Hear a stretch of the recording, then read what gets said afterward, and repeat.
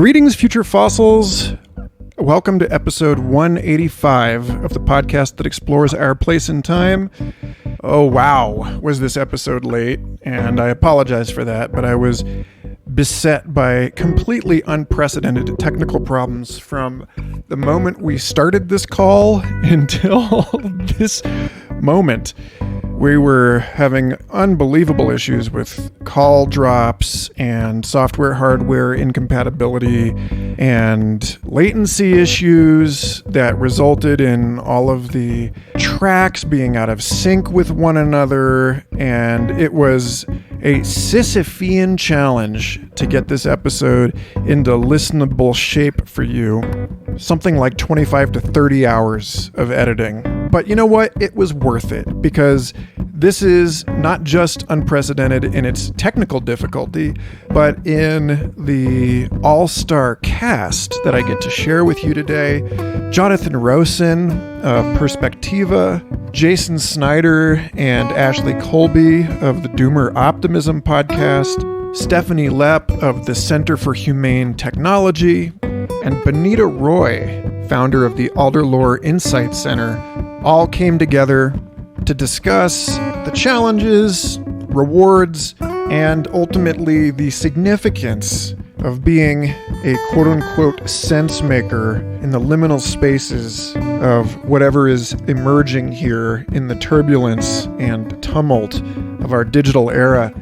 This conversation was inspired by a Twitter thread, which I will link to in the show notes you can find on Patreon, sparked by a piece of one of Jonathan's essays inquiring into the validity of some of these handles that people have tried to assign to various tenuous subcultures, such as the liminal web, and whether those labels actually have as much utility as people think, whether these subcultures count as communities at all in the first place, whether they ever can be, and ultimately what the role is of talking at a time when it's so obvious that concrete real-world action needs to be taken in so many different ways. And what a perfect time to publish this episode. I mean, it's actually a good thing that it took so long to get it out, because now here we are sitting in the wake of the announcement that Elon Musk is buying Twitter, and the value and importance of conversation is on everyone's minds and lips. It casts a profound new second light source on this episode. We took this conversation into some very fascinating and challenging places, including one towards the end where I appear to induce ontological shock in a few people by reporting some of my own truly weird experiences and their personal significance for me in my own life and work. And I'm really, really glad that after a month of stealing time after hours, and both kids have gone to bed, sometimes for the third or fourth time, I can finally share this episode with you. Incidentally, the work involved in doing so has led me to reflect rather seriously on what I can actually commit to this show and its listeners. And if you'd like to weigh in on that, I will publish a poll later this week for Patreon supporters so that you can tell me what of my work you consider the most important and what you feel I can deprioritize and triage. And that'll be really helpful in terms of making sure that, as we discuss in this episode, I'm able to balance the work of being an interlocutor for important conversations like this one with the work of parenthood, being a good neighbor, living close to the earth, and creating art and music that is, in its own very different way, love's labor in service of the evolution of both my and the collective soul. So thank you for listening. One more time, that URL is patreon.com/Michael Garfield. We're still only a quarter of the way towards making this show completely sustainable for me as a full-time thing. So each and every new member is deeply, deeply appreciated, including an embarrassment of new members I received over the last month. Eben, Carl Perkins, Megan Flores, Don Hillman, Ethan Turpin, Anand Satori, Andrew Graham, Crystal Davies, Logan Mace, Nicola Winter, Greg Korn, Renee DePaula Jr., and Matthew Alhanti. I cannot thank you people enough. Thanks to everybody who participated in this conversation. You are all amazing people. I'm honored that we had the opportunity to do this. I look forward to hearing everybody's feedback, be it on Twitter, in the Patrons Only Facebook group or Discord server, or wherever you care to reach out. Thanks for taking the time to dig in, enjoy, and I look forward to hearing back from you.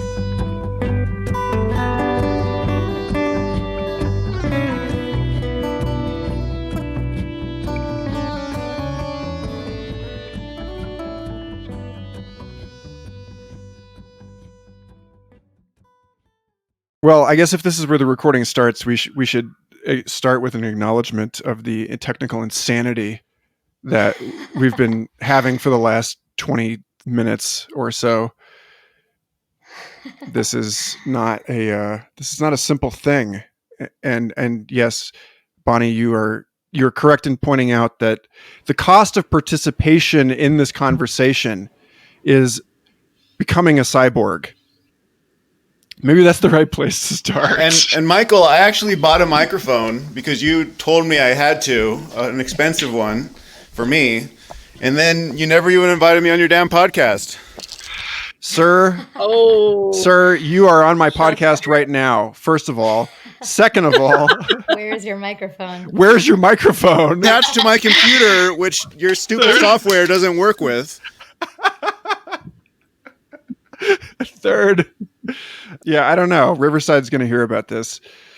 It already is. Jason, I want to point out Jason's been very flexible and has gone with the flow of these past 20 minutes. Yes. Yes. He's a farmer. We appreciate you, Jason. Yeah. I mean, and Jeremy, who emailed us at God All this morning and said that he couldn't be here.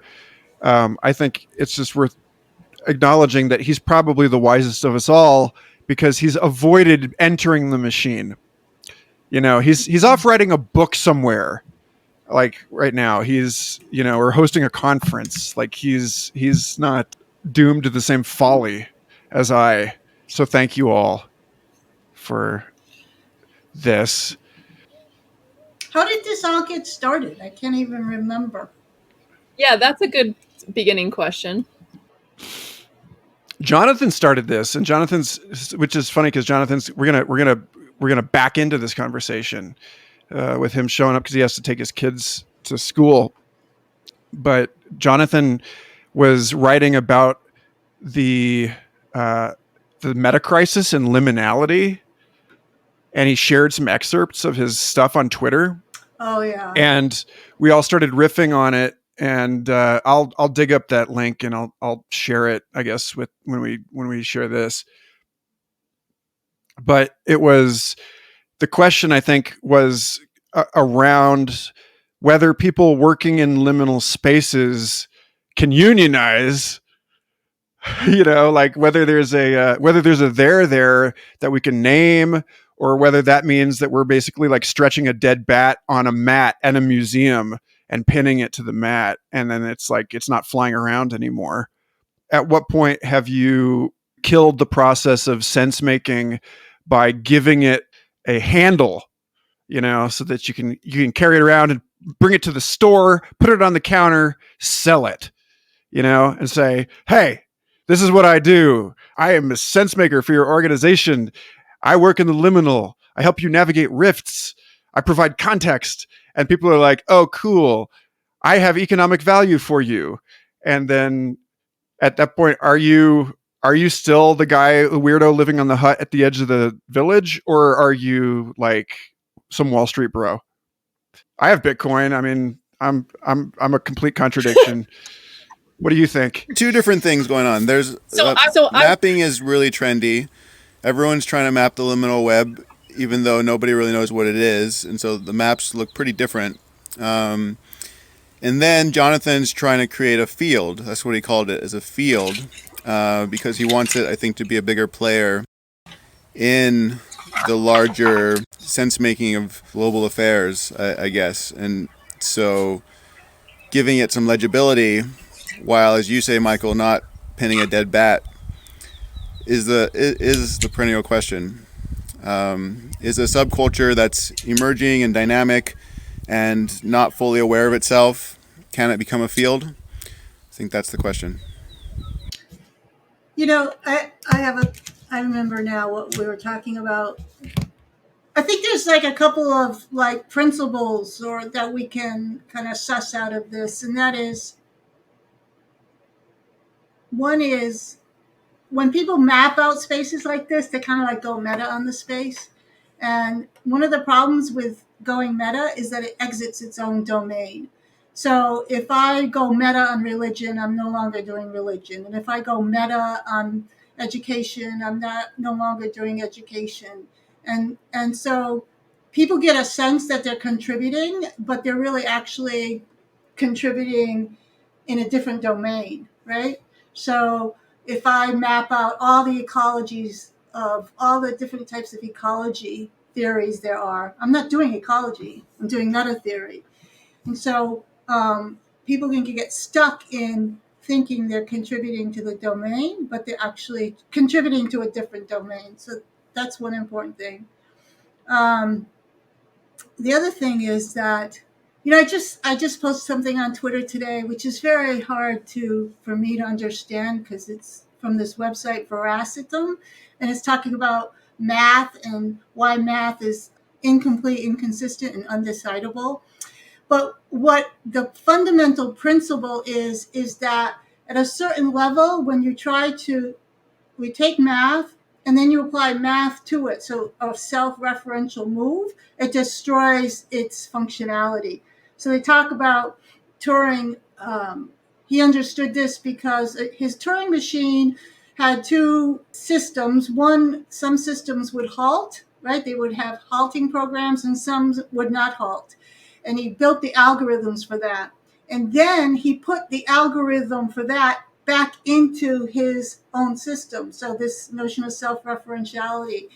And the thing got into undecidability. It couldn't decide anything. So I think this question of being aware, yeah, you know, I'm aware that Jason and Ashley and Michael and Stephanie and Jonathan and Jeremy, I'm aware that there's relationships there that are more than the sum of their parts. But then so that's an awareness, but I think we need to be careful not to be self-referential about it, because then I think it gets kind of stuck. Yeah. I mean, I wonder if there's also a kind of not just whether we do it, but how we do it, because I do think there are ways to hold up a mirror that actually enable us to evolve, right? That like by virtue of seeing ourselves, it's like the social equivalent of biofeedback. It's like by seeing ourselves clearly, we can more creatively and consciously and deliberately like influence our own growth. But I guess I would also just wonder, like, what are we trying to do? I mean, just ultimately, what are we all as individuals or as subgroups or as a liminal web, what are we trying to achieve? Because there are taxonomies for their own sake that's like, oh, look, there are mushrooms that are red and there are mushrooms that are brown. And then there are taxonomies that are really functional. Like, these are the mushrooms that know how to bioremediate this kind of thing. And these are the mushrooms so that we can really use a taxonomy in order to do something. In this case, use a mushroom taxonomy to do bioremediation. So yeah, I just wonder, like, what are we trying to do? And like, how can mapping ourselves or taxonomizing ourselves then serve that purpose? Ashley, do you want to speak? Because I have some thoughts on stitching this, but I want to let you take a turn. I basically am like very, very new to the liminal web. Like just meeting Jason and like starting Doomer Optimism, he's been like trying to get me up to speed, but like I don't really know much about it. I've been on the Stoa a few times, like basically is the extent of it. And so it might be interesting. I don't know, maybe this is where you were going to go, Michael, but it might be interesting for you all to just riff on like where the state of where you think it's at. And are people like sort of getting fed up? Like it seems to me as an outsider very, very broadly that people are sort of sick of too much talking. Just to put it very plainly, like people are like, okay, cool. The sense making is useful to some degree, but also what is it in service of? Is it in service of us just talking to each other on the internet? And then we have our little group that we all talk to each other and we're all like part of this thing. And we spend a lot of time talking about who's in what group and making taxonomies of people's philosophical points of view. And then for what? I think I'm just wondering if there is this feeling like we're at a sort of breaking point, or you all are at a sort of breaking point where you want to like make a pivot towards something else. And what would that be? Yeah, well, as someone who was, again, up at Godall last night, removing rebar from an old fence in my yard, assembling patio furniture, and otherwise doing things that I don't get to when the kids are awake. I want to say that all the comments that everybody just made now have me reflecting on, first of all, Bonnie, there are plenty of instances in which math is recursive and works and has to work and works because it's recursive. I mean, Francisco Varela's Calculus for Self-Reference, I think it's like a 1972 or 73 paper where he's basically trying to mathematize consciousness and does so. And chaos theory has a lot of recursive functions in it. And so when you're, nonlinear systems, like you think about people like Doug Hofstadter and I Am a Strange Loop, he's the guy that wrote Gödel, Escher, Bach. So like he's coming from the same place as the guy in Veritasium. I forget his name, but like he's coming from that same study of the understanding of the incompleteness of things and of the curiosity of recursive functions. And it seems that that's what we do as sapient beings. But of course, there is a pathology, right? You got to find that Aristotelian golden mean. And so the pathology is when, and this is well studied in psychological literature, when someone is so self-conscious that they cannot act. Because the people that are really depressed tend to be the most self-aware. They tend to be the most critical of themselves. Like the saints are the ones that are like, help me, Father, I am a horrible person. And everyone else is like, what are you talking about? He's like, oh, I did that one thing when I was 5, and they, so there's this extent to it that inhibits doing. And so it's a valid complaint. It's a valid issue. But the problem is that that's what podcasting is. And so like the way that I think about this, it's like, I mean, even if you're like a podcaster on general contracting, right? You're talking about general contracting. It's a different thing from podcasting. You have to be meta inherently in order to talk about things. And so I see the function that each of us are performing in this role, not throughout our entire lives, obviously, because all of us are doing lots of things. But I see the frustration in this space as a sort of lack of understanding of the way that podcasting and podcasters are performing as one tissue, like one cell type in the body of something that is emerging, in the body of something that is growing. And so like the question is the proportion of thought and self-reflection to action. And the question is like, how many of us, I had to block a guy I really like a couple of weeks ago on Facebook because I just didn't have the patience after days with kids and screaming at me and things going on at work to deal with him critiquing this exact thing and sort of like mocking or dismissing the function of podcasting as not doing, as not building or whatever. I mean, the problem is that Yeats put more people in the Irish Revolution with his poetry than anybody did. And William Irwin Thompson was always quick to that, was always pointing out the function of the poets and what people in this sphere or orb would call the sense makers. So, I mean, I think that it's there. It's just a question of, as my friends at work are always asking, have we reached peak podcasting? Like how many more talking heads can this system support? How many at a given time should there be? How many people should be on stage versus listening? And oh, hey, look, we have another talking head. Perfect timing, Jonathan.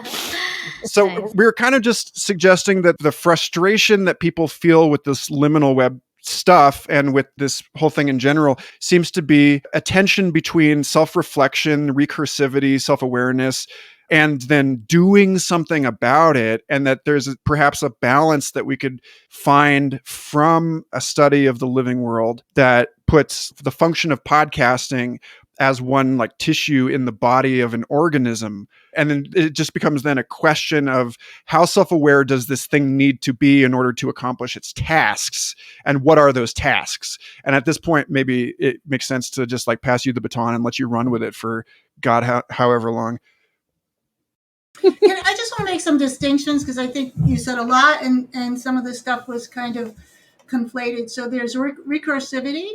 So that's not problematic in math or anything else. But then there's what I said was problematic, was self-referentiality. So you're outside yourself to reference yourself. You're outside in that. And it's not, I don't think, a coincidence that Goodell became so self-referential and so paranoid about touching anything because he thought it was dirty and he was going to die, that he starved himself to death.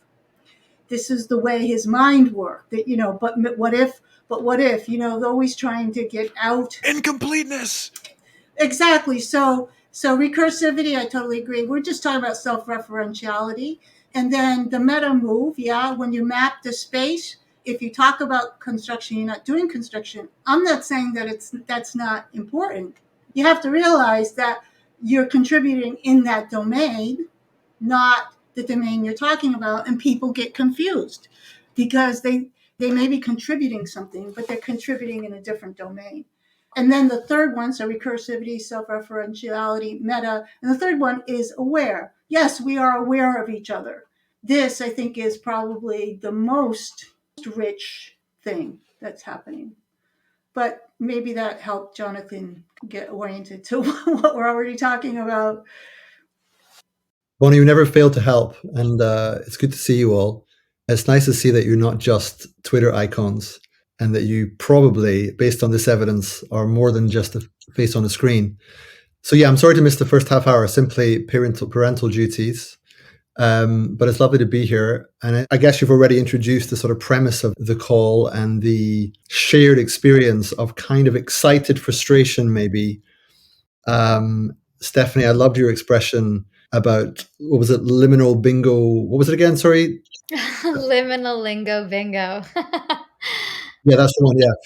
That had the right kind of playful spirit about it. But obviously the underlying feeling is something altogether more serious. Most of us perceive something, I think, and it's not necessarily the pending apocalypse. Raymond Pascal recently wrote a great piece suggesting that many of us might be described as apocalyptarians, people who are sort of seeing multiple features of the meta-crisis co-arise and just sensing into not the ending of the world as such, but the ending of the known world, the world that we've kind of grown up with and come to become familiar with, and sensing that some different way of living is necessary, but being a bit tired of saying that in different ways. New conceptual arms, if you like, don't really seem to be fit for purpose in the wider battle. It seems we have to get a bit beyond yet another paper, yet another podcast. I think all of us are, having done that for sort of, I don't know, up to 5 years or so, the last little half decade, I suppose.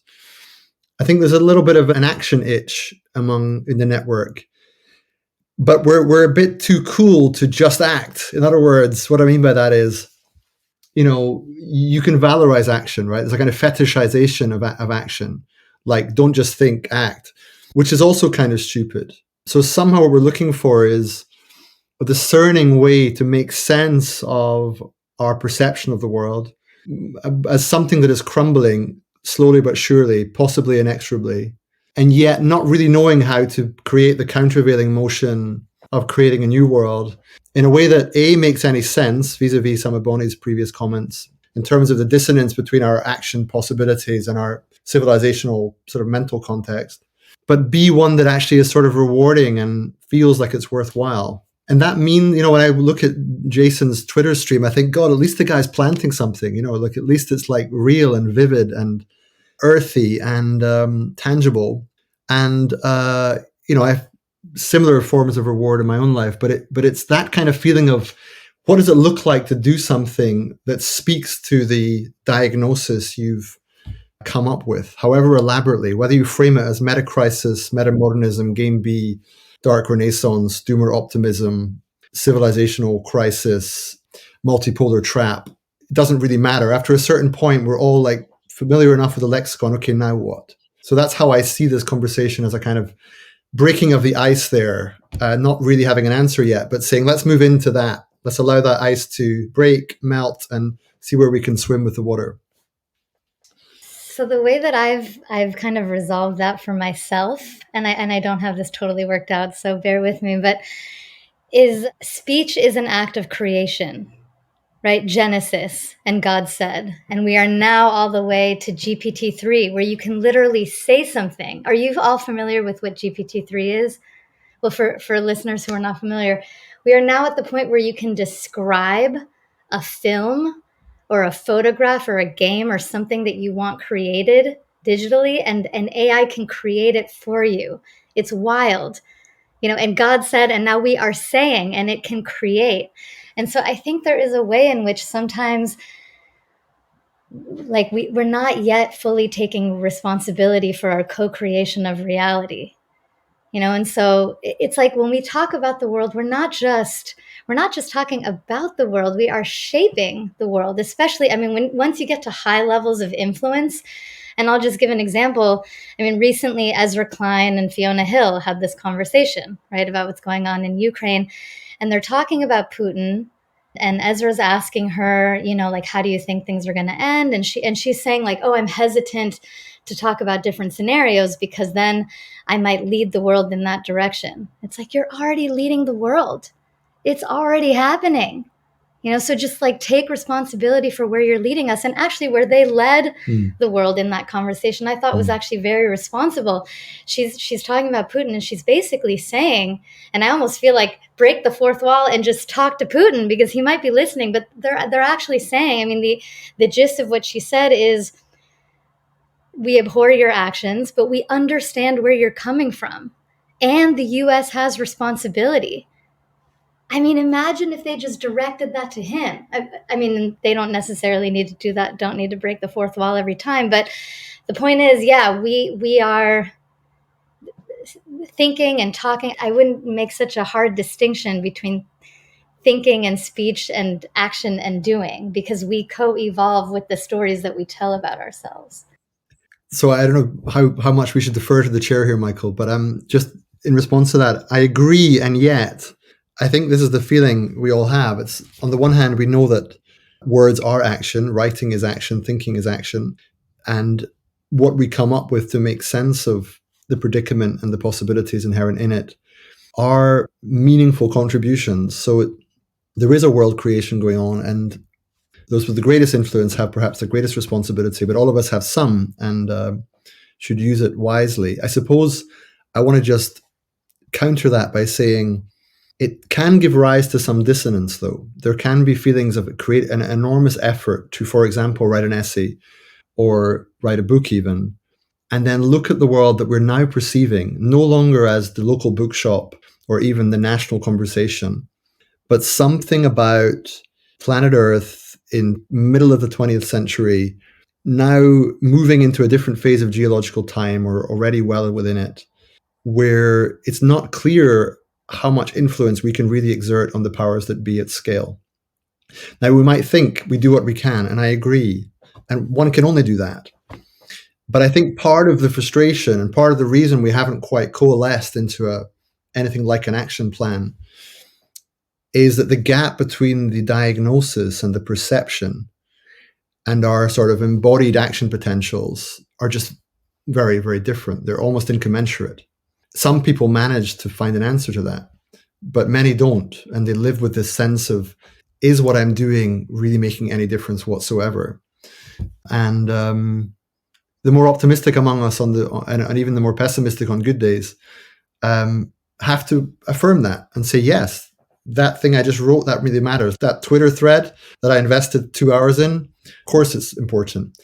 But another part of us, and I don't know if I speak just for myself here, does wonder, maybe I should have gone to the local homeless shelter and helped out for a couple of hours. It's just not clear. It's just not clear at this moment how best to spend one's time to make a difference. Can I just say two things that just in response? Go ahead, Bonnie. Well, I want to say something, and unfortunately, where's Ashley? Because I wanted to try to say something that would pivot to Ashley and Jason. I just want to say that I listen to Doom Optimism because it stretches my way of inquiring into the work I do here at the farm, and it challenges me to think harder and make different decisions. And people exemplify maybe or model some of that work that I might be better at myself. But the bridge here is that, yes, language and our theories and our presuppositions about the world change the world. And if we have language and then technology can amplify that change, the issue here is that downstream from all conceptualizations of change are real concrete causal implications. So downstream from you talking into a computer and making, let's say, a video that inspires people, you lower the action thresholds for actual concrete work to happen somewhere in the world. And the question is, what is your obligation to what that effect is? Do you mine more lithium because you've created people wanting to go to the stars? Do you market farmers out of the global agricultural economy because you have all this downstream from any kind of saying that we can do speech acts that can change the world are actually concrete world, real world phenomenon. And if you get too far from knowing that, then you absent yourself from the obligations of what happens there. So it's not that easy. Just because technology lowers the action thresholds and scales what you say, what are the actual, at the other end, downstream, the earth is being moved, the planet is being changed, people's lives are changing. And I don't know if Jason and Ashley, I kind of wanted to bridge to the other perspective, looking up from the other piece up at technology and decision making. Jason, I'll let you go first if you want. Is Jason frozen for you all too?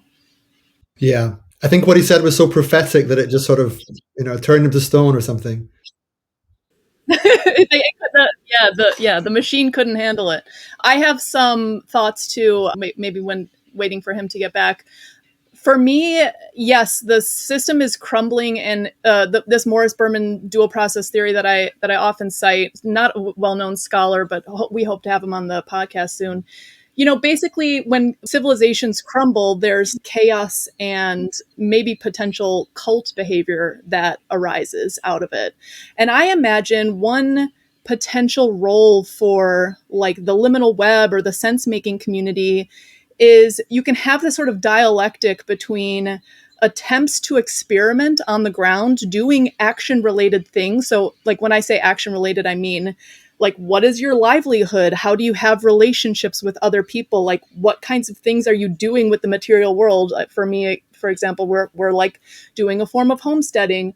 But then how are you building community? In what way? Is that healthy? And then it can go back and forth where we're sort of sharing our experimentation, and then the sense-making community can sort of assess what's going on, both as practitioners and people who are assessing. Like, I think there's always been this traditional role of wise, like a wise group of people, philosophers, maybe it's clergy, maybe it's even matchmakers, this kind of like class of people who help to make sense of what other people are doing and guide it in a helpful way. But I think there's no one set of prescriptions. I think the idea is to experiment and then talk about it in a way that's sort of open and reflective, and I think extremely healthy, or could be extremely healthy. So that's part of what we're trying to do with Doomer Optimism, is just, basically what are you doing on the ground, and critically interrogating it from like a loving friendship perspective. We just had Gregory Landua on, who runs this organization called Regen Network, and the whole conversation was somewhat critical, but in like I'm talking about our conversation with Gregory Landua, but in like a loving way. Like, we want you to succeed. We want regeneration via crypto, whatever you're doing to succeed. But we want to be helpful in thinking about the potential pitfalls and what you're trying to pursue, that kind of thing. So like cheerleading, but also not just sort of letting whatever experiment be whatever without like critical interrogation of like a class of people who like are thinking deeply about these things.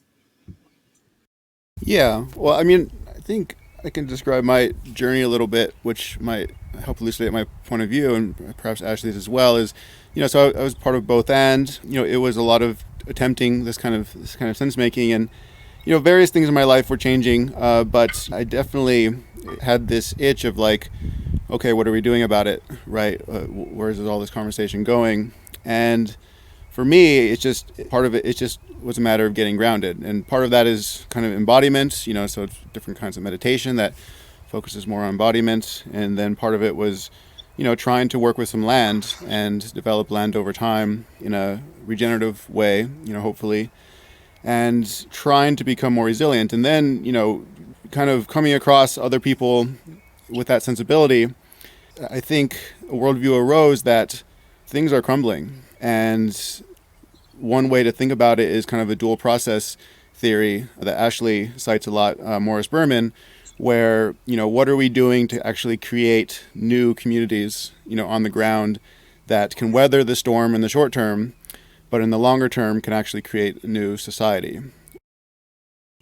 One of the distinctions that my class made last week was how technology enables you to coordinate many individuals. All these people flying all over the world, all these people talking.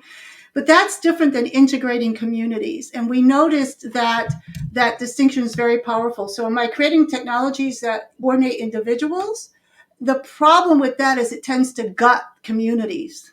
Or do I have technologies? And this is what I think reminded me of this because I did watch that Greggy Landau, and that's what it seemed like you guys were doing. Here's a community anchored here in Uruguay. Here's a community anchored here. Here's a community anchored here. And your questions were about each other's communities rather than technologies that and I see that most technologies are designed. And granted, we said, that's cool. You can go and you get on a subway in another country and all this stuff, and you get on your cell phone. All this stuff enables massive numbers of individuals to coordinate, but it guts community. So what is a technology that grows and integrates communities, I think is an interesting question. Can I dip back in here for a second? There's a lot here. I feel like, first of all, that question is really interesting because that's something that I bring up a lot, not only on Future Fossils, but on Complexity podcast, because all of these complex systems researchers at the Santa Fe Institute are thinking about basically the pickle that we're in now as a consequence of economies of scale and as a consequence of the way that market and state have hollowed out what Sam Bowles and Wendy Carlin call the civil society, which is like neighborhoods, church groups, sporting clubs, mutual aid networks, communities of trust rather than communities of convenience, which, most, I think, people on this call would argue aren't really even communities at all. They're just like sort of cancerous systems that serve their own purposes of growth. And so there's this question, arguably a village raising a child is doing that, but like still there's this thing where, and I talked about this with Chris Ryan on Future Fossils, who civilized to death, absolutely somebody you should have on Doomer Optimism if you can get him, because it was a fascinating discussion about the way that his book articulates that what's really going on here, funnily enough, is that farming is to blame in a weird way, that agricultural civilization in sort of decoupling people from the dependence that people had as foragers. The better we get at constructing our niche, the less we need everything else. And that we become more and more dependent on the institutions within which we're embedded, which are these sort of like eldritch, archontic, they're superstructures or hyperobjects that are causally impacting us from above in the way, like all of us have a social contract, right? You're born into a country, you didn't choose that country, but now you have to obey its laws. And so there's this sense in which really the advent of human civilization can be marked as this moment in which humans stopped being in control of this process, and our institutions and our systems took over. And now we're trying to figure out how to like wrestle it back from them. And in a weird way, I don't know, there's just an interesting tension between the obviousness of getting back to the land and the fact that it probably looks something completely different. It probably looks more like Australian Aboriginal wildcrafting or something in some people's estimation. But how do you do that with these systems of high technology? So that's one thing. And then the other thing is, I and this is naughty of me to sort of propose this like choose your own adventure here, but Stephanie, I think you might like it. There's this question again to loop back here on the issue of legibility. And we ourselves are not legible. To connect these 2 points, we ourselves are not legible to these massive systems. And that's the problem. The James C. Scott seeing like a state thing, which I wrote a song about and I got to perform at Meow Wolf last week. It was super dank. But the question of the way that the systems coarse grain us, and so we're seen as sort of water molecules in a fluid rather than as unique singular individuals. And this is the tension that has always existed between art and the economy, because art is out ahead of what can be named. And so the question of like of how much talking should we be doing relative to how much doing we should be doing is, I think, related to this question of do you have to name something before you use it, which is to give the sympathy to the Russians again, this interesting tension between the way that Americans were doing science behind the iron, like on one side of the Iron Curtain, and the way that Russians were doing science on the other side of the Iron Curtain, where American science now seems relatively unwilling to consider the bulk of evidence for something anomalous to its current paradigm if there is no known mechanism for that phenomenon. Whereas Russian science was always more willing to accept the existence of something like telepathy without knowing at all how it came to be. So there's like, the question of, do you need a theory before you're even willing to accept that something exists? And I think that's sort of the tension that a lot of people feel in this, like people like Jared Lucas, who really want to make the liminal web legible to the economy so that people that are performing what he sees as a very important function can get paid for it. But on the other hand, there's something sort of irreducibly contrary about the fact that people are out performing reconnaissance and describing things like the platypus, that you bring this back to the Royal Society, as Aldous Huxley talks about in The Marriage of Heaven and Hell. And they thought it was a hoax. They had just gotten spoofed by the Fiji mermaid. And so they actually dissected this platypus specimen to make sure there weren't stitches in it. And so he's saying that's what psychedelic natural historians need to be doing, is like bringing these objects back. Like Terence McKenna talks about this too, is like tripping as fishing, that you go out into this space and you bring back something that nobody recognizes. And then you talk about it. And so I don't know, there's a temporality to this, that the fact that it's all happening at the same time seems to be the issue, because ultimately these are like points along a diachronic process, not a synchronic sort of smash of us trying to like discover and understand at the same time. So I don't know, that's a lot, but thanks and have at it. I can relate to the notion that you were at least indirectly alluding to, which is something about perceiving something that can't easily be named and wanting to live in some sense for it and direct your professional life towards it. I think that's something that many of us do share, at least at some tacit level. I mean, one way of I approach that is that Perspectiva, and it's partly in the name, does schmooze and connect with a different number of sort of perspectives on things. And we don't want to get too high on that. We keep some kind of core philosophy underlying our work. But I've noticed just in my own relationships that I encounter people who tend to have sort of one big idea. Like, for example, there are many who believe that this is a moment that will ultimately lead to some kind of Gebzerian shift of consciousness, that somehow it's a period of time where all of this tinkering with political economy and technology is kind of missing the point, that there's some larger vision thing that we need that's based on reconceiving the nature and purpose of the cosmos, that somehow there's a kind of spiritual breakthrough, and that without that, everything else is just kind of, deck chairs on the Titanic kind of thing. There are some who see it that way, that ultimately it's about something like love, or it's something about relating to the divine in a certain way. And that's one perspective. Then I hear others who, you hear the way Daniel Schmachtenberger would talk, or maybe Tristan, and you get the strong technological emphasis that really, unless you're really attending to the power of technology, often with a sort of game theoretic analysis, then you're not going to understand what's coming, nor are you going to be able to prevent it. And then you hear something like Jason and Ashley speaking, and they say, look, we ground our lives in our land and the people around us. We're aware of the global context. We do what we can with what we have where we are, and nothing more can be done. Or words to that effect. Forgive me if I paraphrase. And then you have sort of a mystic seer like Bonnie, who sees through it all with some sort of perspicacity and communicates in a way that people feel that what she just said is really important, but then about half an hour later, they can't figure out what exactly it was. Then you go on the Jim Rutt show, and he still somehow seems part of this ecosystem, even though he's full of profanities and boomer kind of analysis.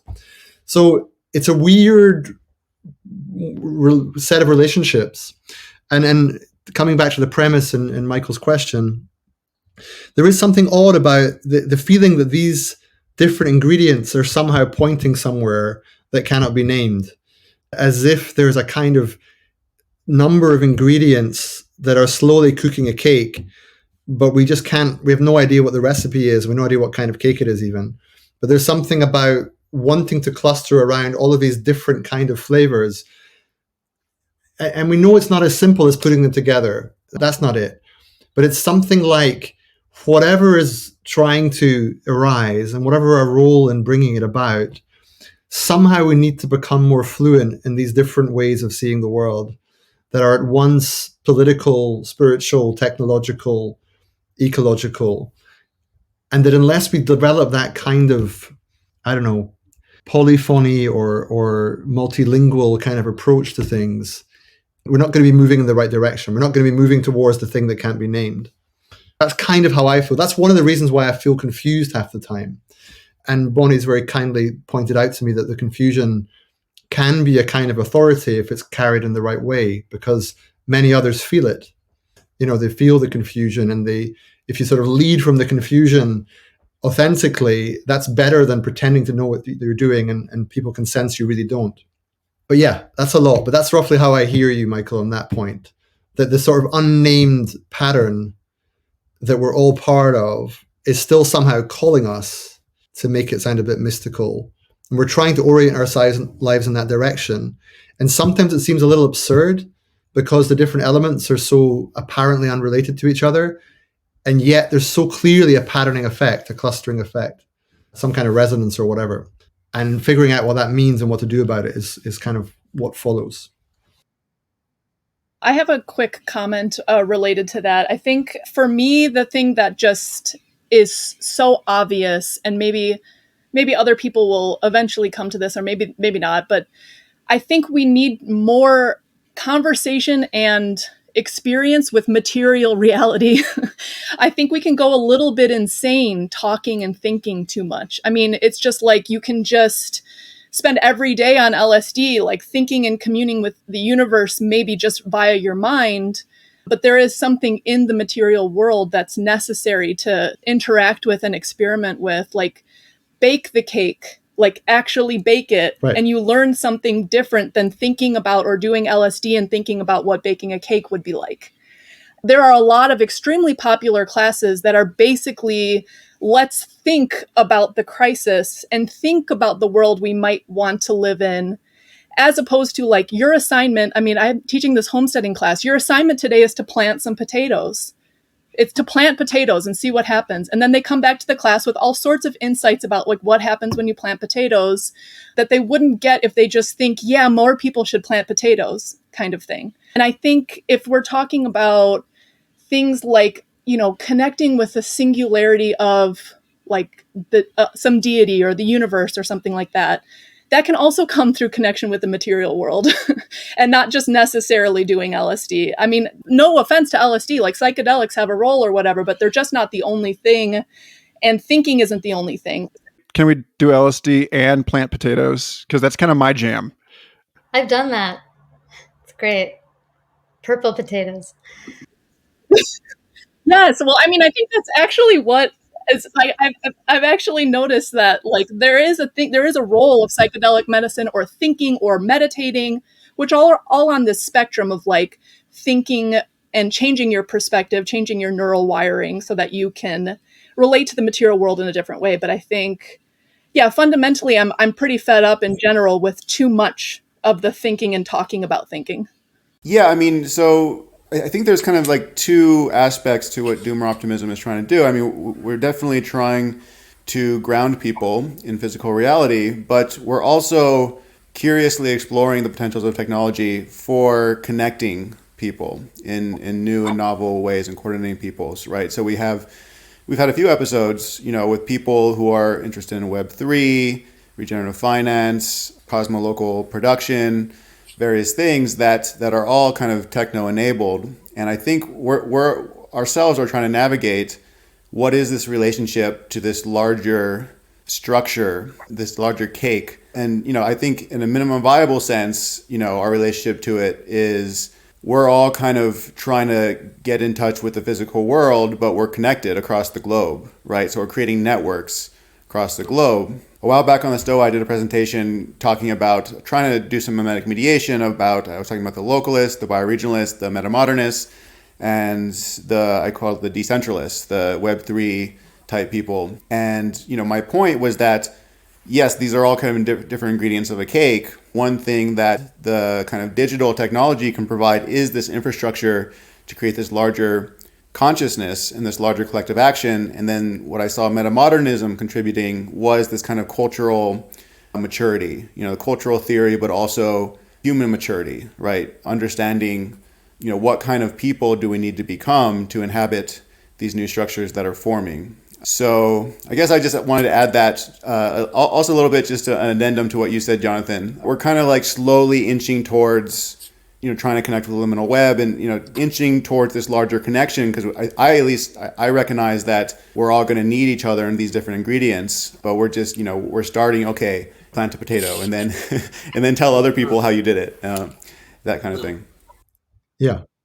I mean, one thing that comes to my mind when you say that is, not to make it too political too quickly, but just that it reminds me of Peterson's injunction to make your bed, actually.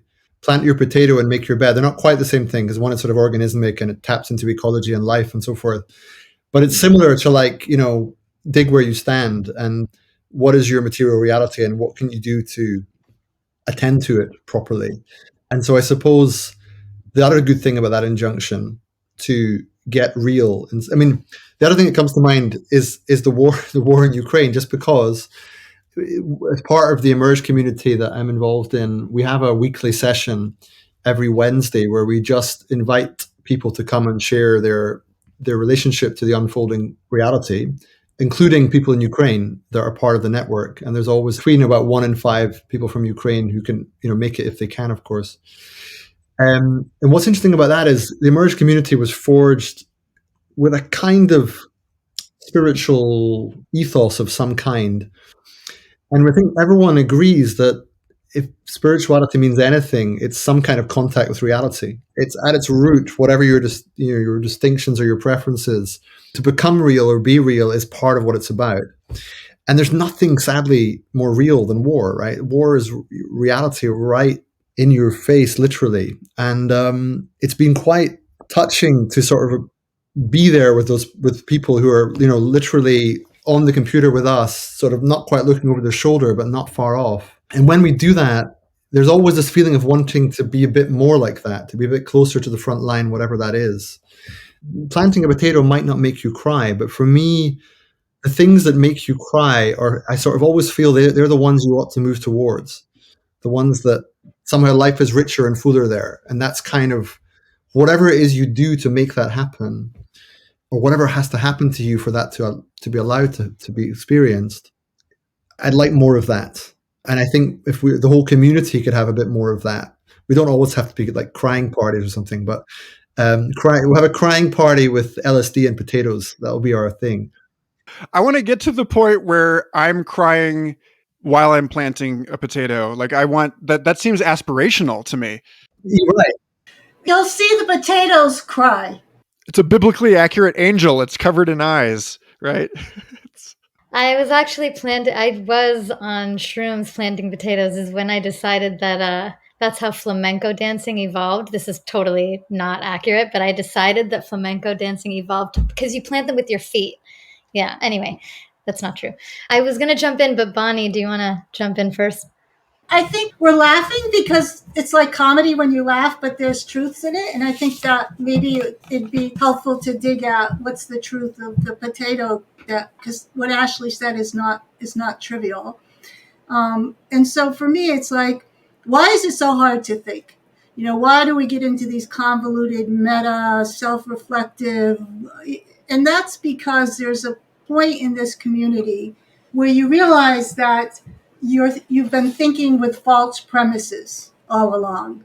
And when you think with these false premises, then it leads to the conclusion of the world that we actually live in, which is problematic. So the first reason why it's hard to think is because there's some kind of realization or awareness that we're thinking with false premises. So that's one thing. But one of the false premises, one of these things that Bonnie's going to say that people won't remember in a half hour, is one of the false premises is that all the miracles are in the invisible world, in the conceptual, the invisible, the psychic, the imaginal. This is just not true. The other false premise is that the physical world is finite with respect to experience, and that the imaginal, the technological metaverse is infinite. And that also is not true. And the third false premise is that thinking is decoupled from physical work and physical action. And this is a third premise that is not true. And in fact, it's a holistic experience. And so when Ashley says you get an insight when you're planting potatoes, or I heard someone on John Vervaeke's podcast the other day say, I start by giving people a hammock and sending them off into the woods to find a place to hang it. All kinds of things happen to them, like spatial relationships. What are the perfect trees? Where would I like to be? And they start to see there's places in nature that are more, all kinds of things happen. And the insight factory and the thinking factory starts to happen, but it's not grounded in false premises. It's grounded in the actual facticity, reality, and a relationship to the world. And that is never a false premise. So I think Ashley said it with her presence and being, but to me, if you want to complexify it, that's the meaning that I think she's making with her life. Thank you. Yeah, that's actually a little bit where I was going. It's the relationship between knowing and doing. And I mean, maybe this is too obvious to say, but it's not like either or. It's like tending to that relationship, because that relationship can, honestly, I don't even really know how to think about it, but the way I'm thinking about it right now is that there can be a co-evolutionary relationship between knowing and doing, and there can be a de-evolutionary relationship, let's say. And so if anything, I wonder if we might think about just tending to that relationship and supporting a healthy relationship between knowing and doing. The other thing that's just coming up for me is just, the irony maybe of a community that accuses itself of overthinking is now overthinking its relationship with overthinking, or wondering whether it's overthinking. I mean, I also feel like part of the beauty of this is that, like, we don't need to decide. We don't need to figure it out. Like, and this is part of the, Jonathan, you mentioned earlier that sometimes it's like no action feels adequate to the scope of the problem. But part of what we're doing here, I think, is like enabling a million flowers to bloom. So of course, each of those individual flowers, planting a potato is going to feel so small in comparison. But that's kind of what, I don't know how else to say it other than democratizing power, democratizing even the capacity to enact a solution, right? Like, I've started to think about, Tristan does get asked a lot the question, what should we do? And the way that I've started to think about it is just to turn that question around and just say, what should I do? Because everything needs to change, in an infinity of ways, and we're all perfectly positioned. So it's really just like, what should I do here? Plant a potato. Like my medium is media, so that is decidedly not very physical. I love to work with movement and time. But yeah, it's like, I understand why no solution seems adequate to the scope of the problem. But to me, the fact that anyone can do it is part of the solution itself. I really like the framework of broad scale versus large scale, right? So oftentimes we're looking for a large scale solution, which we're not finding, and it's frustrating. But the thing about like you're saying, Stephanie, everybody kind of doing their thing and using the affordance of the internet to share these things across the network, we're getting these proofs of concepts. So one direction of evolution that I can see all of us making is we're sharing ideas across the internet, and that's good. I think that's a good thing. But we also need to be sharing proofs of concept from our own lives across the network. And so we're getting this kind of broad scale diffusion, right? You can also relate it to like this diffusion of innovation model, right? We're slowly diffusing these innovations, these proofs of concepts of new ways of living. And it can be planting, it could be kinds of forms of meditation, forms of community building, whatever it is, forms of mimetic mediation within a group, right? And how that works, right? It can be many different things, but we're actually sharing these proofs of concepts across the network in addition to the ideas and kind of the larger theoretical frameworks behind them. Mm-hmm. I have a brief comment, if I could jump in. Two things. One, I think in general, there's this culture of like, we're kind of laughing at the potato because you kind of laugh at like people doing something so simple when you're known for thinking and being an intellectual. And I think we should just like break the chains of that and talk about simple things. And in some ways, I can imagine people being much more insightful and much better intellectuals if they're, like Bonnie was saying, connecting to the real world and understanding all the premises on which their intellectual thoughts arise. And then to echo what Jason said, I think the other thing is like, maybe it's not appropriate for everybody to plant a potato. Like not all actions are proven to be great. Like not every single person should be homesteading. I think to go with what Stephanie was saying, like you could also be part of the action. We could also all be part of the action by sort of vetting actions, like what are you doing? Is it appropriate for your context? Like what does that do to solve the problems we're facing? Is it replicable for others or not? And I think there's just the diversity of like the whole human experience that can come from that set of conversations. I mean, my feeling is to agree with all of that. It's just that even after the agreement, I feel uncomfortable. So it might just be that I'm unlucky to have this perpetual discomfort. It might just be my blessing and curse in life. But I can't help but thinking that, okay, the world is dystopic. There's always bad things going on. It always has been. There was no golden age, as far as we know, when people weren't suffering. But it does feel that there's a kind of clock ticking at the moment. We don't know if there are other forms of intelligent, sentient life out there in the wider universe. There may or may not be, but it's possible that you think we do. Anyway, it's possible that we're at least precious and possibly unique. And in that context, the fact that there is at least a chance that we would seriously damage, if not destroy, our only home, and that this is happening in a time frame now of years and decades rather than centuries, it does make me a little bit impatient. I know there's a conventional wisdom in slowing down and a conventional wisdom in attending and seeing more fully and deeply into your current context and acting where you are. But there's not a part of me that wonders if conventional wisdom is so wise in this context, that there might be a case for hurrying up. There might be a need to quicken in some way.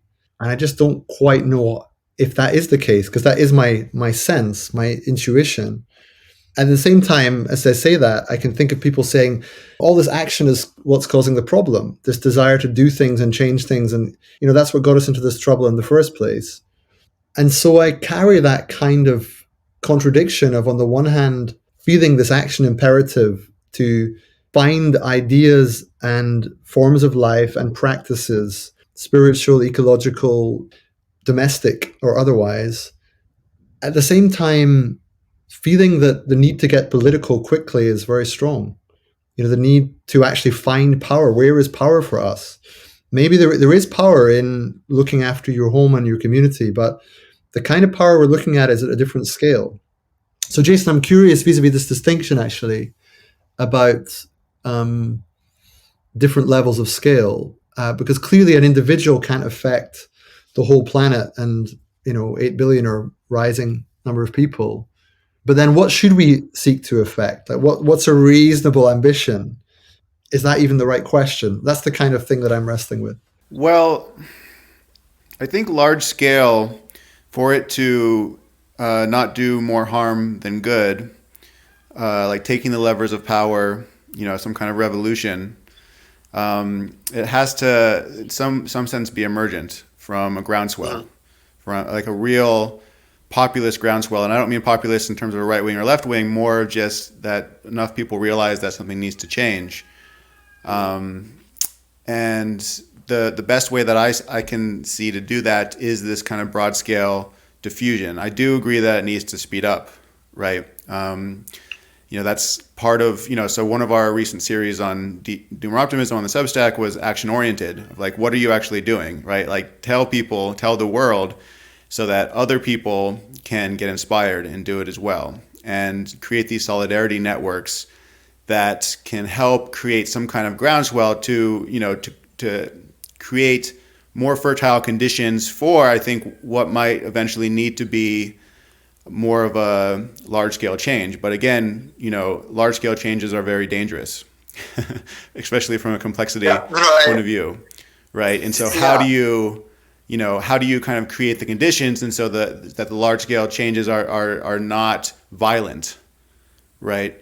That they're just kind of, they more just require like the apple tree is already there, the apple's there, you just need to pick it, type of thing. Right. I mean, I agree. I mean, again, it's what happens after the agreement. So it's, on the one hand, large-scale change is definitely dangerous and revolutions go wrong. And at the moment, though, there's also the sense of the absence of large-scale changes are dangerous too, right? And so I suppose I'm curious about the kind of diffusion you're looking for. So different form of life, right? We're trying to move toward, I mean, we're in a world predominantly of cities, albeit in population terms, not in land terms. That has to change, perhaps. The very urban environment, the sort of nature of the life that we build. Population, is that part of the story? What we eat clearly is part of the story. Our money supply and how it acts is clearly part of the story. The way that our data and our behavior is harvested, the extent to which we own that is part of the story. Then what we're living for clearly is part of the story, beyond status, beyond material acquisition. And the fusion of all of that and more, and that's just a little snapshot, of course. Yeah, I'm all for it. I just is the way to do that just to do your own thing in your own place and point towards it for others and then sit back and hope for the best? I mean, is that sure? I would just briefly, we can briefly answer Stephanie and then let Astrid go. I think what would be adequate is something that feels true. And I think my problem is that I'm not getting that sense of volition. I'm not getting that sense of yes. In a way that I can also add, as someone, people sometimes ask for advice on these things or a sense of direction, in a way that I could feel was the right kind of level of confidence that, yes, do this. Right. So, no, I mean, just briefly, sorry, Ashley, just briefly. I mean, for what it's worth, I wrote about this. I mean, this premise of the idea of collective individuation, it's just a notion that, ultimately our job is to find our unique contribution and to help others find theirs. And so you're right. The answer has to be, it cannot be a generic, what should I do? Because that leads to lowest hanging fruit of do your recycling and talk nicely to people, which is not really adequate. What we really need to do is to find our own unique power, which has a kind of spiritual philosophical basis in the uniqueness of each individual being somehow sacred, and to actually work with that sense of uniqueness, which is always contextual, relational. Who are you with? What are your responsibilities? What are your resources? What can you do? And find an answer to that. And everyone should try and do that. And that's the answer, kind of. Sorry, Ashley, go ahead. But Jonathan, can I just ask you, what would be an adequate answer to your question? And like, what would you do with the answer to that question? For yourself individually or for the liminal web? Before going to Ashley, I'm just going to offer us I actually did this yesterday for the first time. I was interviewed by the public radio station in New Zealand, and they asked me the what should we do question. And I was like, I'm going to try this out for the first time. What should I do? Let's all of us ask. And I just said, here's what I'm thinking of doing. I'm curious what I should have asked the host, actually. I don't know. He might have been a little thrown off. But anyway, where do you or Ashley? Yes, I would just add, like, I think just to bring it back to the thing that I'm going to keep hammering home, the material world will also, I think, inform this, I don't know, sort of revelation. And I just was listening to our interview with Neil Spackman, who does the work of regeneration. Like he builds ecological systems that produce food for humans, like infinite more habitat. They can change the weather, he thinks. His plan is to plant 1 billion mangroves before he died, or by the end of his career. And he says regenerative systems can produce an infinite amount of good over time. They contain an infinity because they're not dependent on external outputs, but because they reconstruct the foundation on which they're built. This is a direct quote from our recent podcast with him. Just thinking about the ways in which nature can confirm these thoughts we have outside of material reality, just to bring it back to that, I think the more time we spend in, for example, I try to do some sort of regenerative homesteading on our land, like this just confirms those thoughts that I have, separate from the material world and strengthens them. I have a chicken hutch that came with the house, like a coop, I guess. When we came to look at the house, the Wi-Fi network was Urban Gardener 505 in Santa Fe. Here, 505 is the area code. And the guy had 19 chickens and 2 goats in this backyard and was sharing goat milk and goat cheese and eggs with the whole neighborhood. And so everyone was really excited. They're like, oh yes, we reflect so fondly on the former homeowner, as opposed to that bastard was keeping us up with his rooster. So there's that. Jonathan, I can't let this slide. I have to tell you this story because this is a total dog leg and I'm going to drop a bomb on y'all, but I feel like it matters because in the context of the question of what should I do, it's important for everyone on this call to know I'm outing myself right now because I have already done this on Stuart Davis's Aliens and Artists podcast, that I am a UFO experiencer. Like I'm a contactee. And in 2006 and 2007, when I was completely adrift in my life, I had gotten out of college and I had no idea what I was doing with myself. And I was in love with someone, but I was being tugged in a different direction academically. And I had all these recommendation letters that I never sent to the graduate schools because I didn't want to leave this woman who is now the mother of my children. Yay. And I was stuck in this sort of ruminating loop in Lawrence, Kansas, trying to figure out what to do next for 2 years. And in that time, I was working as a scientific illustrator at the Natural History Museum, and it wasn't paying the bills because of Bush-era educational budget cuts. That was another career that could have happened that didn't. And then, so in 2006 and 2007, in the span of 8 months, I took 3 different groups of people. One was me and my wife and our friends on a double date. One was me and my buddy from high school and his college roommate. And one was me and another friend of mine from high school who I had this sort of like brother-sister relationship with, that we found each other in high school.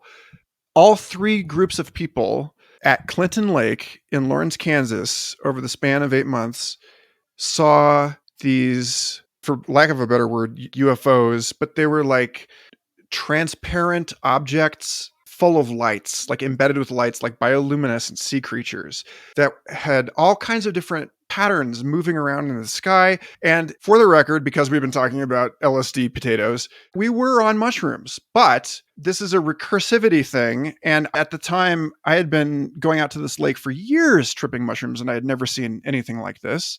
And I had gotten very, very good at being able to tell the difference between what my brain is making up versus what the world out there is. Anyway, the point is that I saw these things, and it wasn't just me seeing them. It was these other people seeing them too. And it wasn't just them seeing them too.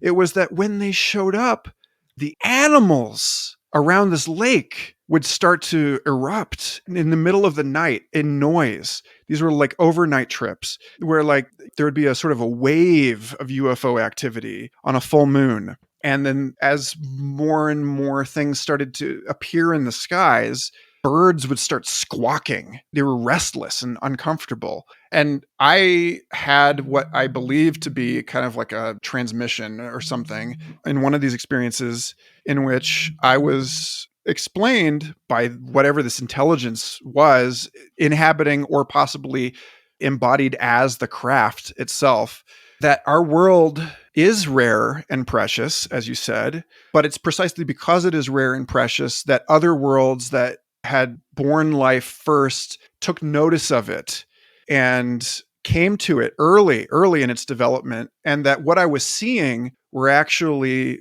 forms that had been embedded in the living subtle body of our planet from its inception. That the UFOs that I was witnessing were intelligences that were basically, in some respect, more native to this planet than I am. Like they'd been around from the very beginning, watching and stewarding this. And then the last thing, and to be clear, like I am a freak because I have never been able to situate these experiences since then. I've just simply had to just digest them and make peace with them. The last experience I had was the one with my ostensible sister, who we had some weird dynamic, and I had met a woman online that she had a spiritual emergency in her midlife, and she became like a Reiki healer and said that she was like communicating telepathically with whales. And then in the midst of all of this, her family institutionalized her and separated her from her teenage son because they were concerned about her. And then when she got out, she told me that she thought that she had been my mother in a past life. And the same week, my friend told me that she thought I had been her brother in a past life, but on another planet. And both of them said the same thing. And we were like, all right, well, let's take mushrooms and go to the lake. And so my friend and I, the ostensible sister, did this. And message that we got that night was, yes, that you were, and that everybody is, that there's this sort of cosmic web of reincarnation, and that in some way makes a lot of the people on Earth aliens, actually. That like a lot of the people who are here now are actually the aliens, whereas the UFOs are actually the ones that have been here for 4 billion years. So it was like a switch flipped there. But the point was, and this is where I think I can re-embed this insane story back into this conversation, is that it was saying, don't get homesick. You were born here. You live here. You are an earthling. This is your life. And the question of what should I do was, for me, that was the question that was crippling me at the time, because for the first 22 years of my life, I knew for a fact I was going to be a vertebrate paleontologist. And when I got out of school, a number of things fell apart, and that didn't come to pass. And I was deeply, deeply confused about myself. And I had never, in my questing, in my search for an answer, how should I act, I had never gotten anything but don't do this, don't do that, don't do this, don't do that. And the sense that I got coming out of that experience was very specifically that, okay, when I was 12 years old, I was living in Orlando. My father worked for amusement parks.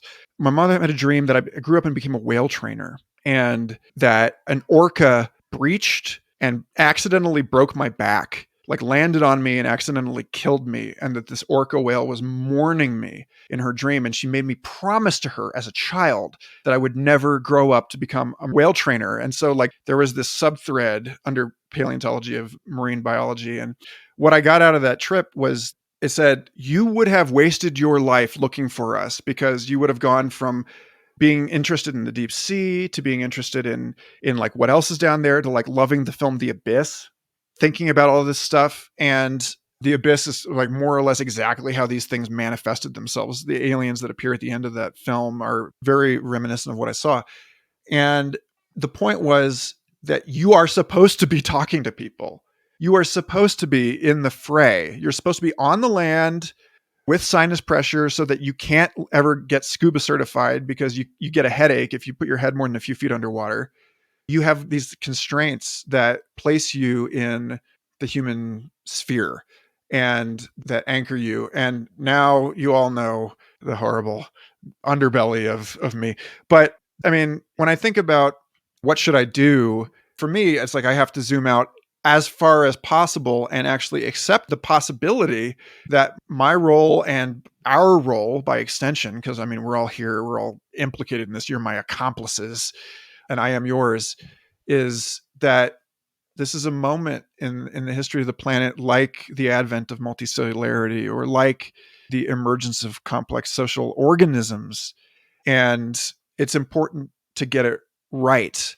And in order to get it right, we need to be thinking through these things. We need to be talking through these things.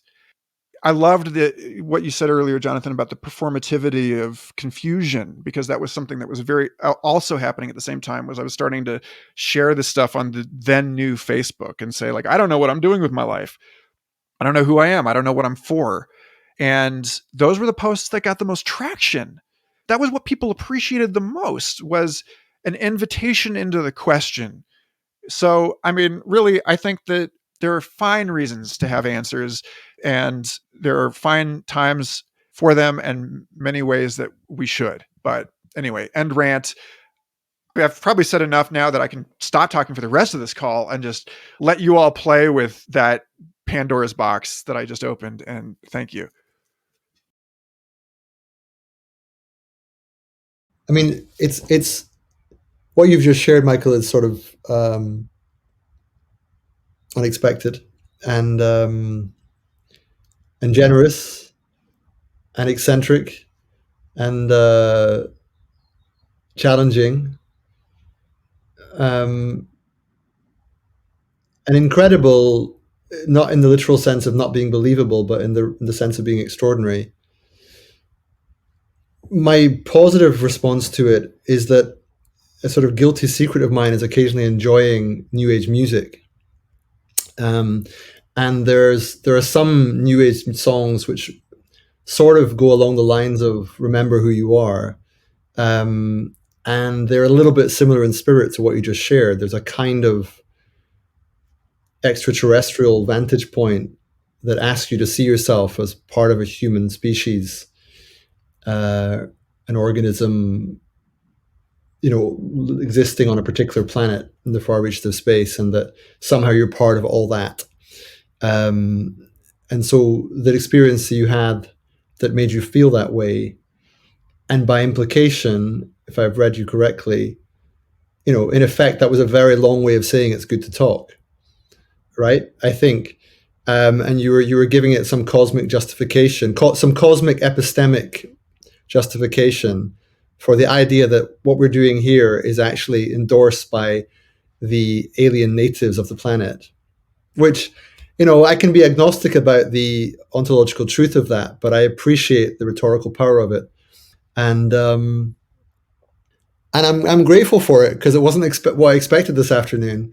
And I don't know what to make of it at some, I can't validate it in any way, but I can see that it's real for you. And I'm glad to have been here when you shared it. So thanks. I will just pin to this that the point was that had I wasted my life in a submersible looking for evidence of alien civilizations under the seas, my job was not to prove them to anyone. It's utterly not the point. And the last time I saw them, they specifically said, "This is it. We're not going to appear for you anymore." After this, there was a fourth sighting in which I brought groups of friends together, actually later that summer. And so, yeah, I think you're right to emphasize the rhetorical over the ontological here, because that was their point as well. It was just like, look, it's not your job to prove that we exist. People are not going to believe you. The last UFO sighting, I actually did have another UFO sighting in 2017, in which my friend and I watched this thing for 45 seconds while it was over the shoulder of a third friend in the conversation. We were trying to get to turn around and he wouldn't. And he just wouldn't turn around. And there's something irreducible about that in this. And I think that maybe that's what anchors this to the deeper thing here, which is that Sean Hargens, who was my graduate, I ended up doing 1 year of graduate study under this guy who Sean S. Bjorn-Hargens, who's a fabulous integral scholar, wrote Integral Ecology with Michael Zimmerman at CU Boulder, and has since outed himself also as a contactee. I've had him on the show to try and unpack how he understands his sort of like inactivist view of ontologically plural intelligences, that like maybe we're the alien, like we're the ghosts to ghosts and that kind of thing. And yeah, I think that there's something about it being ontologically plural that is what allows it to cohere in a kind of Buckminster Fuller tensegrity kind of way that we need to see things differently in order for this thing to function holistically as an ecosystem. Like the biospherically speaking, we should not all agree. So anyway, thank you. I might maybe just offer some closing remarks because I might need to leave before the end of the hour. Yeah, maybe I'll just make another plug for a healthy relationship between knowing and doing. I mean, I think because, it's like, should we be knowing? Should we be doing? I think, Jonathan, the example you brought up of what Emerge is doing right now with your podcast, with people in Ukraine is amazing and beautiful, and a beautiful example of, and this is something I actually ask Tristan and Asa on your own event. I ask us to do that with the show. It's like, how can we get work done with the show? How can we treat each interview like a meeting with the person we have some work to do with, work it out. But just to go back to the what should I do? On the one hand, no answer, an infinity of answers. On the other hand, good for us for continuing to ask that question and wrestle with that question. If you wrestle with it every day, you will be going through a midlife crisis every day. And also, that is part of how we continue to wrestle with whether we should be doing the things that we are doing and whether there are things we can do more, there is more that we can do that would be of greater service. So I do say maybe no answer or maybe a million answers, and also keep asking the question. But the last thing I wanted to bring in is to bring in our dear friend Danella Meadows and her 12 leverage points for intervening in a system. So yeah, and oftentimes, and I still do this myself. It's like, don't discriminate based on where you are along the leverage scale, but like I kind of do sometimes. Like I look at the shifting paradigm and I'm like, oh yeah, it's all about that. And then look at the lower ones, it's like, But the truth is, we have to play a chord. I almost think of it as a piano. We want to play a chord. And the way we know if it's working is it sounds good. It actually sounds good all together. And I do think there is a difference. It's not the difference between the lower down and the higher up, but the difference between the lower down that's not playing with everyone or the higher up that's not playing with everyone. So yeah, what should I do? Be part of the chord. Play a beautiful chord all the way up and down the scale. Go ahead, Bonnie. No, I thought it was really interesting. I thought it was too long. But I was asking myself, why does this man want to be witnessed this way by us? Where is the energy coming from? It had a lot of spontaneous energy. So that's kind of what I was thinking about. I was drawing and thinking about what is the need for this energy to be witnessed here today. So I don't know if that sounds like annoyance. It wasn't really annoyance, but I was pulled into that kind of question. Yeah, so that was what was happening. And for me, the question of truth wasn't there. It was more of interpretation. I mean, I've had many experiences that I would be inclined to share. And so part of me was trying to map just a physical description of what was happening, separate that from the interpretation. But what I concluded, if I had to give a statement on it, was that it's interesting, we're all walking around with these eschatologies, whether they've been manufactured by other people and given to us, or we've had extraordinary experiences, and that creates this desire for the mind to grow its own eschatology, whether that's implicit or explicit. And if I wanted to bend Michael's story onto my own experience, which is kind of a disservice to make sense out of it, I see that when I said the physical realm was not finite, it was infinite. The Native Americans also had, and Taoists, I'm a Taoist, have encounters of these kinds, and they don't see them as extraterrestrial, but as supraterrestrial, that they're emanations from the earth itself. And I think there's a huge amount of conversation and encounters. I once said we're probably moving from knowing an explanation to exploring and understanding. And I think with all the talents that humans have and all the energy we have for encounters of a third kind, I think that there's an infinite amount of revelation that's in the direction of the potato. It's an eschatology that doesn't. Go ahead, Ashley. I'm done. Thank you for the time to say that. No, it's okay. So two things. One, I personally think the levers of broad scale change here have to do with getting the attention of institutional power or money or resources, and sort of tipping their ear towards, like, if you want not widespread chaos, we should be talking about these things, how to be more resilient as individuals, families, communities, and this kind of thing. So that means, probably getting like foundation funding toward disseminating these ideas that could potentially be taken up in a broad scale way. But the ideas themselves are not prescriptive. They're a menu. I mean, this is what we're trying to do with our little bit of volunteer time on Doomer Optimism. It's a menu. Try this thing. And then the other thing is, I think that people underestimate the extent to which these actions can have cascading effects. So, but what I mean by that is, like, keeping chickens has changed my relationship with my children, my home, my land, and then that gives me new insights that sort of like ends up in this virtuous cycle that changes almost everything in this cascading way and is continuing to change everything about, like, my life and my reality and how I relate to the world.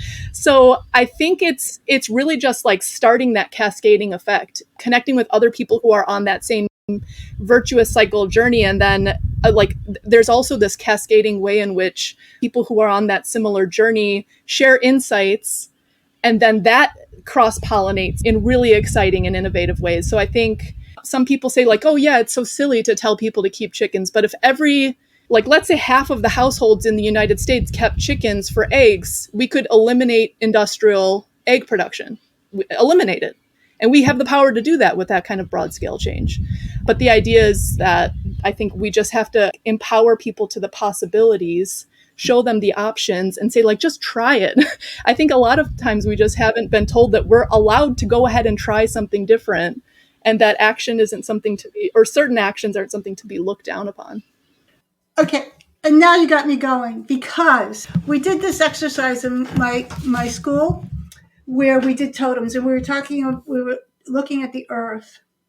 And the earth is a dissipative structure, so it needs energy, background microwave radiation, energy from the sun.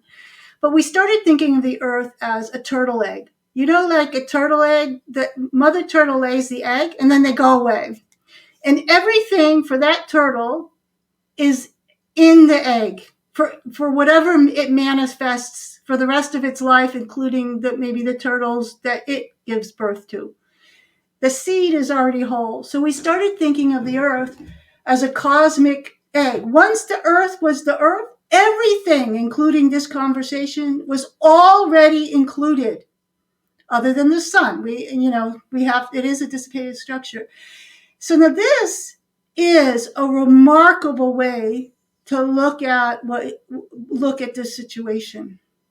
There's something about the earth that's like a turtle egg.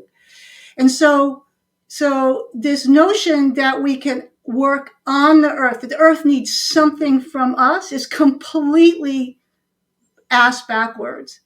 But this switch of thinking of the earth as this cosmic egg that has been given everything at its instantiation of what it needs for even this to happen that's a real deep dive into a different kind of eschatology, including Michael's experience, which grounded or assembled or attracted, even if we want to interpret it as extraterrestrial, even including that experience.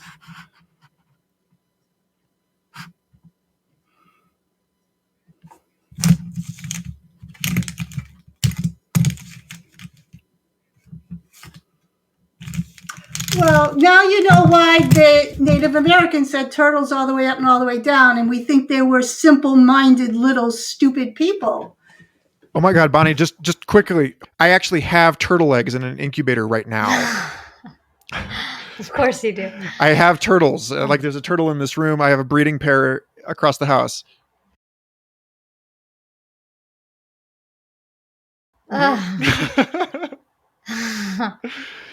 They're shaped kind of like a potato.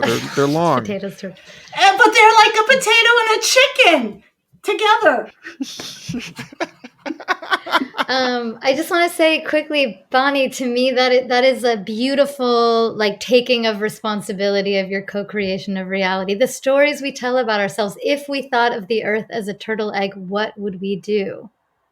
Which then brings it back to like, what is the role of sense makers? And I think for me, the role is this. It's inspiration, but the inspiration is drawn from like our experiences or our experiences ourselves interacting with other people's experiences of material reality, like the ideas that and the thoughts that come from that, and we just interrogate them critically, and it gives other people new ideas and new inspiration. And this is why I'm going to plug, I think Ministry for the Future, Kim Stanley Robinson's book, is a masterpiece of taking responsibility for his co-creation of reality, because he's revealing the full gravity of what we're up against, like wet bulbs where people die in heat waves, eco-terrorism, all of it. And also rolling out this like red but realistic carpet. It's a red carpet. It's like and we can go in this direction. And that to me is the brilliance, is being able to hold the gravity of this moment and also, right, take responsibility for our co-creation of it, or our ability to get creative with it. One, I don't know, a thought that's been occurring to me throughout this conversation is, so there's a conversation a lot around optionality, and millennials were kind of sold this bill of goods of you have infinite optionality, and now there's a lot of kind of pulling of hair that I'm in my mid-30s and I don't have a family and I'm chasing a career and there's a lot of discussion around this and I think this relates to sense making and knowing and doing. And one way I think about it is we don't have infinite optionality if we actually want to be part of an evolutionary process. But being part of an evolutionary process produces kind of infinite novelty, at least within our spirit, within our psychology. And so like for me personally, and there's many ways to do this. One thing I love about homesteading is it does reduce my optionality quite a bit, but it engages me in this process of discovering the turtle egg that's being hatched, to really do a rough analogy, rough metaphor here, rough analogy. And so, instead of thinking of what should we need to make more sense. Yes, we need to make more sense, but we need to be making sense as we're embedding ourselves in local evolutionary processes that then we share these experiences around, and other people can see their own, I could plug myself into this evolutionary process and, discover this, this kind of infinite optionality by initially closing optionality. Yeah, well said, I think. The limits. It's the limits. Too deep. Don't go too deep. Don't go it's in also the etymology of the side, right? To cut away. It's this idea of creating freedom by constraining yourself. Yeah. It's has its own depth. And I guess we're getting quite close to the end. I suppose I want to just say how wonderfully varied this conversation was, with everything from very sort of literally earthy substances to Wi-Fi breaking down on multiple fronts, to super terrestrial / extraterrestrial encounters, to the depth of a potato, the sort of and mushrooms too. So yeah, I mean, whatever this was, I'm kind of glad to have been part of it. Agreed. Yeah. No, I mean, I think and you're right to point out that what encompasses all of those things is I mean, maybe the point that we're making is that these things are not to be treated separately. You know, that, I mean, I've heard that throughout this entire call. Stephanie, you're hammering on this, like the knowing doing thing, and it's just like, good, thank you, because it is important to understand that even knowing is a metabolic act. Cognition is something that is done not only, by the glucose hungry brain, but like throughout this entire network, the way that we think with space, the way that we think with the land and non-human animal organisms, and the tools that we use and the structures in which we shelter. And it's all, it's a mistake to